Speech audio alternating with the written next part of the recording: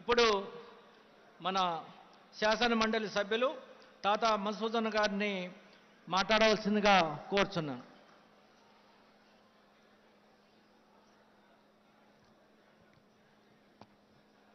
జై తెలంగాణ. తెలంగాణ బిడ్డలు చేతులు ఉన్న వాళ్ళందరూ చేతులు ఎత్తండి.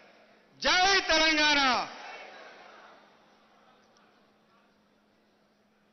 ఈనాటి కార్యక్రమానికి ముఖ్య అతిథిగా హాజరైనటువంటి ఆనాటి ఉద్యమకారుడు, ఈనాటి మన రాష్ట్ర ఆర్థిక మంత్రివర్యులు తన్నీరు హరీష్ రావు గారు, మన జిల్లా మంత్రివర్యులు పువ్వాడ అజయ్ కుమార్ గారు, బీఆర్ఎస్ పార్టీ లోక్సభ పక్ష నేత మన ఖమ్మం పార్లమెంటు సభ్యులు నామా నాగేశ్వరరావు గారు, తెలంగాణ ప్రభుత్వ పినపాక శాసనసభ్యులు రేగా కాంతారావు గారు, రాజ్యసభ సభ్యులు సోదరులు వద్దిరాజు రవిచంద్ర గారు, సీనియర్ శాసనసభ్యులు వనమా వెంకటేశ్వరరావు గారు, మెచ్చా నాగేశ్వరరావు గారు, హరిప్రియ నాయక్ గారు, ఆనాటి ఉద్యమ నాయకుడు, ఈనాటి గ్రంథాలయ సంస్థ చైర్మన్గా ఉన్నటువంటి దిండిగాల రాజేందర్ గారు, వేదిక మీద ఉన్నటువంటి ప్రజాప్రతినిధులు, అలాగే ఈ రాష్ట్ర సీనియర్ ఐఏఎస్ ఆఫీసర్, రాష్ట్ర ఫైనాన్స్ సెక్రటరీ గారు రామకృష్ణారావు గారు, జిల్లా కలెక్టర్ గారు, ఇతర ఉద్యోగులు, అధికారులు, కార్యక్రమానికి హాజరైన ప్రజాప్రతినిధులు, పోడు పట్టాలు అందుకుంటున్నటువంటి గిరిజన బిడ్డలందరికీ, పాత్రికేయ మిత్రులకు నా నమస్కారం. 2 మాటలు చెప్పి ముగిస్తాను.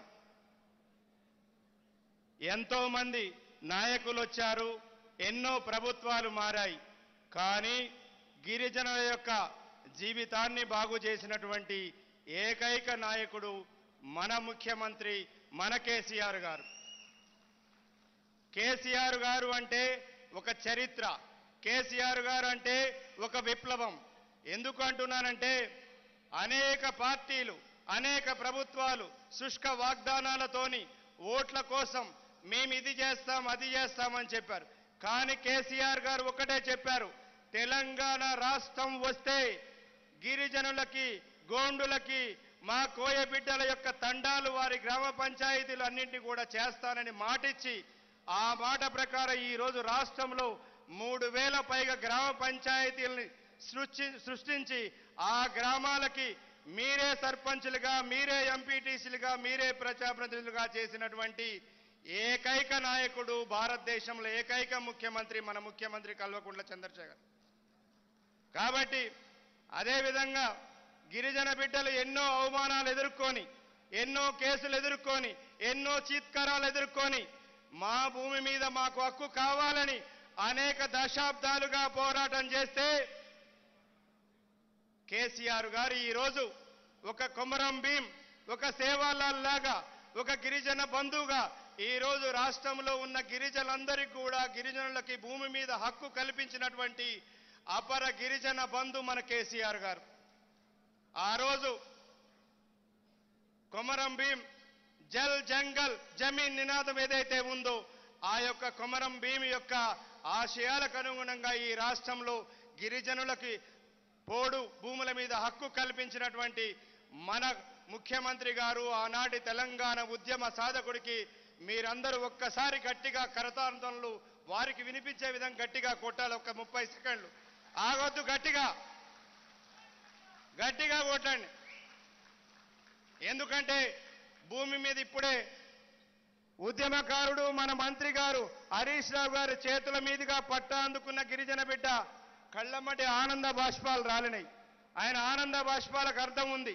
దశాబ్దాలుగా తన పడ్డ బాధని తన నమ్ముకున్న నాయకుడు కేసీఆర్ గారు తీర్చిన సందర్భంగా ఆయన కళ్ళమ్మటి ఆనంద బాష్పాలు రాలటం జరిగింది.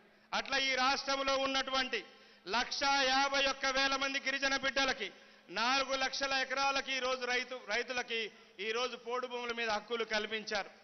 అట్లాగే ఈ జిల్లాలో 150,000 ఎకరాలకి ఈరోజు పోడు పట్టాలకి వారి యొక్క యాజమాన్య హక్కులు కల్పించడం జరిగింది. ఈ జిల్లా ప్రజలందరి తరపున గౌరవ ముఖ్యమంత్రి గారికి మరొక్కసారి శిరస్సు వంచి నమస్కారాలు తెలియజేస్తూ ధన్యవాదాలు తెలియజేస్తున్నాను. కాబట్టి ఇలాంటి ముఖ్యమంత్రి మనకు ఉండటం అనేది మనంతా అదృష్టంగా మీరంతా భావించాలని, రాబోయే రోజుల్లో తెలంగాణ ఏ విధంగా ఉందో ఉమ్మడి ఖమ్మం జిల్లా ప్రజానీకమంతా కూడా కేసీఆర్ గారి వెన్నంటి ఉండి మరోసారి వారికి మీ అందరి ఆశీస్సులు ఉండాలని మీ అందరిని మనస్ఫూర్తిగా కోరుకుంటూ సెలవు తీసుకుంటున్నాను. జై తెలంగాణ. ధన్యవాదాలు సార్. ఇప్పుడు మన ఖమ్మం పార్లమెంటు సభ్యులు, లోకసభలో మన నాయకుడు నామా నాగేశ్వరరావు గారిని మాట్లాడవలసిందిగా కోరుతున్నాను.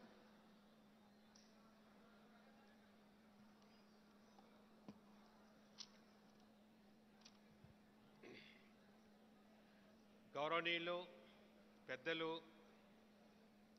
ఉద్యమం సమయం నుంచి ఈరోజు వరకు కూడా మన నాయకుడు కేసీఆర్ గారికి కుడుభుజంగా ఉంటూ మన కార్యకర్తలకు అందరికీ అండగా ఉంటున్నటువంటి గౌరవ మంత్రివర్యులు హరీష్ రావు గారికి, గౌరవ మంత్రివర్యులు అజయ్ కుమార్ గారికి, గౌరవనీయులు రాజ్యసభ ఎంపీ గారు రవిచంద్ర గారికి, గౌరవనీయులు మన ఎమ్మెల్యే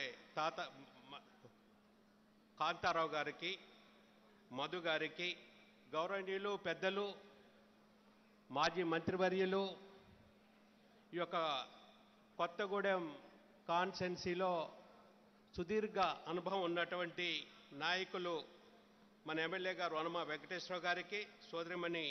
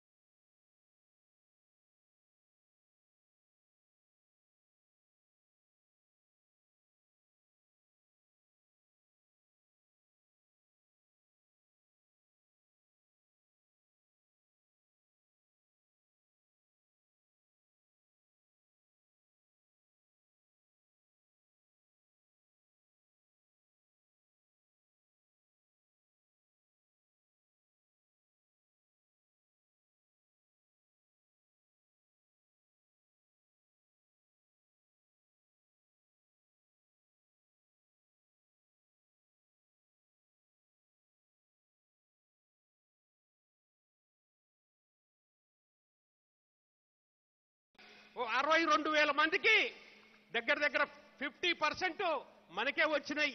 అది చాలా సంతోషంగా ఉన్నది. మీ అందరికీ నేను కోరుకునేది ఒకటే, స్వతంత్రం వచ్చిన తర్వాత గిరిజన బిడ్డల్ని, ఆదివాసీ బిడ్డల్ని కేవలం అధికారం గురించి కోసం వాళ్ళ యొక్క ఓట్ల గురించి వాడుకున్నారే తప్పితే వారి యొక్క సమస్యల్ని పరిష్కరించినటువంటి వాళ్ళు ఎవరు లేరు. అందుకని ఇవన్నీ కూడా మీరు ఆలోచించాల్సిన అవసరం ఉన్నది. ఇవాళ పట్టాలు రావటమే కాదు, పట్టాలు వచ్చిన తర్వాత దానికి తగ్గట్టుగా మీకు రైతు బంధు వస్తుంది, దానికి కరెంటు వస్తుంది, ఫ్రీ కరెంటు వస్తుంది, దానికి నీళ్లు వస్తాయి, అన్ని వస్తాయి. మీ కుటుంబాలన్నీ కూడా బాగుపడే విధంగా మన నాయకుడు కేసీఆర్ గారు ఈ ఆలోచన చేశాడు. ఇదంతా కూడా మీరు ఆలోచించుకోవాల్సిన అవసరం ఉన్నదని చెప్తున్నా. ఏ భూమి అయితే ఇవాళ మన రాష్ట్రంలో మొత్తం కూడా ఏ భూమి అయితే మరి గిరిజనులకి, ఆదివాసులకు ఇచ్చారో ఈ భూమి విలువ కనుక చూసినట్టయితే దగ్గర దగ్గర 80 లక్షల కోట్ల రూపాయల విలువైనటువంటి భూమి. ఈ భూమి మా యొక్క పేద ప్రజలకి అందాలా, మా గిరిజన బిడ్డలకు అందాలని చెప్పి మన నాయకుడు మరి ఈ విధంగా మీకు అందరికీ పట్టాలు ఇచ్చారు. ఇవన్నీ కూడా ఆలోచించాల్సిన అవసరం ఉండదని చెప్పి మేము కోరుకుంటున్నా. మీ అందరి ఆశీర్వాదంతో నన్ను గెలిపించి పార్లమెంట్కి పంపితే పార్లమెంట్ లో కూడా ఈ యొక్క గిరిజన సమస్యల గురించి, పోడు భూముల గురించి, 170 యాక్ట్ గురించి ఎన్నోసార్లు లేవనెత్తడం జరిగింది. కానీ ఈ యొక్క కేంద్ర ప్రభుత్వం మట్టుకి ఎప్పుడు కూడా గిరిజన వ్యతిరేక, పేదల వ్యతిరేక ప్రభుత్వంగా నిలిచింది. మన సమస్యలు ఎప్పుడు కూడా ఈ కేంద్ర ప్రభుత్వం ఎప్పుడు కూడా పట్టించుకున్న దాఖలా లేదు. ఇవాళ ఒక కేంద్ర మంత్రి, వ్యవసాయ మంత్రి నరేంద్ర తామర్ గారిని ఇంతకు ముందు పార్లమెంట్ లో ఒక క్వశ్చన్ అడిగినాం. అయ్యా, మన దేశంలో ఉన్నటువంటి భూమి ఏదైతే ఉందో దాంట్లో వ్యవసాయానికి సంబంధించినటువంటి భూమి ఎక్కడెక్కడ తగ్గుతుంది, ఎక్కడెక్కడ పెరుగుతుంది అని అడిగితే మిగతా రాష్ట్రాలలో, మెజారిటీ ఆఫ్ ది రాష్ట్రాలలో వ్యవసాయం చేసేటువంటి భూమి తరిగిపోతుంది, వ్యవసాయాన్ని వదిలిపెడుతున్నారు. కానీ మన రాష్ట్రం, మన నాయకుడు మన అందరినీ అక్కువ చేసుకోవటం వల్ల, కావలసినటువంటి కరెంట్ ఇవ్వటం వల్ల, కావలసినటువంటి రైతు బంధు ఇవ్వటం వల్ల, మరి రైతుకి ఏదైనా ఇబ్బంది జరిగితే ఇన్సూరెన్స్ ఇవ్వటం వల్ల మన రాష్ట్రంలో మట్టికి వ్యవసాయం చేసేటువంటి భూమి రోజు రోజు కూడా పెరుగుతుంది. ఇంకా ఇప్పుడు ఈ 4 లక్షల ఎకరాలు కూడా ఆ వ్యవసాయం చేసుకోవటానికి అన్ని విధాలు కూడా మరి ముందుకు పోతా ఉంటే చాలా సంతోషం. ఇవన్నీ కూడా మీరు ఆలోచించాల్సిన అవసరం ఉన్నది. ఇవాళ దేశంలో కనుక చూసినట్టయితే దేశం యొక్క ఆర్థిక వ్యవస్థ ముందుకు పోవాలంటే ఇప్పటికి కూడా అబౌవ్ 50% వ్యవసాయం మీద ఆధారపడినటువంటి వారు ఉన్నారు. అందులో ముఖ్యంగా బడుగు బలహీన వర్గాలు, గిరిజన బిడ్డలు, ఆదివాసుల బిడ్డలు ఉన్నారు. వారందరినీ కూడా అన్ని విధాలు కూడా వ్యవసాయం కనుక వాళ్ళు మంచిగా చేసుకొని ముందుకు పోవటానికి మన నాయకుడు అన్ని కల్పించాడు. ఇవన్నీ కూడా మీరు ఆలోచించాల్సిన అవసరం ఉన్నదని చెప్పి మిమ్మల్ని అందరూ కూడా కోరుకుంటున్నా. ఇప్పుడే మన పెద్దలు, సీనియర్ నాయకులు, మన ఎమ్మెల్యే గారు కేసుల గురించి చెప్పారు. నేను కూడా హరీష్ రావు గారు, మన ముఖ్యమంత్రి గారికి కుడి భుజం కుట్టినటువంటి మన హరీష్ రావు గారిని మీ తరఫున కూడా నేను వారిని కూడా కోరుకుంటున్నాను. వెంటనే ముఖ్యమంత్రి గారి దృష్టికి ఈ విషయాన్ని తీసుకెళ్ళండి. వీలుంటే మీరు కనుక తలుచుకుంటే ఈ రోజున్నే ఈ కేసులన్నీ కూడా మాఫీ చేసే విధంగా తప్పకుండా కూడా వెంటనే ముఖ్యమంత్రి గారి దృష్టికి తీసుకుపోవాలని నేను హరీష్ రావు గారిని కోరుకుంటున్నాను. తప్పకుండా కూడా వారు కూడా ఏమంటే అదే విషయాన్ని మన నాయకుడి దృష్టికి తీసుకొస్తాను తెలుపుకుంటూ, మరి ముఖ్యంగా మీ అందరినీ చివరిగా కోరుకునేది ఒకటే, ఎన్నికలు వస్తున్నాయి. ఎన్నికలు వస్తుంటే మాయ మాటలు, మోసపు మాటలు చెప్పడానికి చాలా మంది ఉన్నారు. మన రాష్ట్రాన్ని గత 70 సంవత్సరాలు, 68 సంవత్సరాల వరకు మన రాష్ట్రాన్ని ఈ 2 పార్టీలు కూడా పాలించినాయి, మన దేశాన్ని కూడా పాలించినాయి. ముఖ్యంగా మన రాష్ట్రాన్ని పాలించినటువంటి కాంగ్రెస్ కానీ, దేశాన్ని పాలించినటువంటి అటు కాంగ్రెస్ ఇటు బీజేపీ కానీ చూస్తే వీళ్ళ యొక్క మాటలు మాయ మాటలుగా తేలిపోయినాయి. ఇవాళ కనుక చూస్తే వ్యవసాయంలో మనం నెంబర్ 1 ఉన్నాం. వ్యవసాయంలో మన రాష్ట్రం అన్ని విధాలు కూడా నెంబర్ 1 ఉన్నది. మన రైతులు ఇప్పుడే పచ్చబడుతున్నారు. ఇప్పుడే కొద్దిగా ఆత్మహత్యలు తగ్గిపోయినాయి. ఇప్పుడే ఆర్థికంగా బలోపేతం అవుతున్నారు. అట్లాంటిది మన రాష్ట్రం మీద కక్ష కట్టి ఈ 2 పార్టీలు కూడా మన నాయకుడిని మన్ని ఏ మాటలు అంటున్నారో మీరందరూ కూడా గమనించాల్సిన అవసరం ఉన్నది. మిమ్మల్ని అందరినీ చివరిగా కోరుకున్నది ఒకటే, మన నాయకుడు కేసీఆర్ గారికి మనం అందరం అండగా ఉండాలా. వచ్చేది మన ప్రభుత్వం. వచ్చే టైంలో రాబోయే ఇంకేమైనా సమస్యలుంటే పరిష్కరించుకుందాం. ఏదైతే పథకాలు ఇవాళ ప్రతి ఒక్కరు కూడా అందుతున్నాయో ఈ పథకాలన్నీ మొత్తం ముందుకు పోవాలన్నా, రాబోయే టైంలో ఇంకా మన బిడ్డలు ముఖ్యంగా అన్ని విధాలు కూడా బాగుపడి ముందుకు పోవాలన్నా, మన బిడ్డలు మంచిగా చదువుకొని మంచిగా ముందుకు పోవాలన్నా మన నాయకుడు కేసీఆర్ గారికి మీ అందరూ అండగుండాలని కోరుకుంటూ మీ వద్ద సెలవు తీసుకుంటున్నాను. ధన్యవాదాలు సార్. ఇప్పుడు మన రాజ్యసభ సభ్యులు వజ్జిరాజు రవిచంద్ర గారిని మాట్లాడవలసిందిగా కోరుచున్నాను.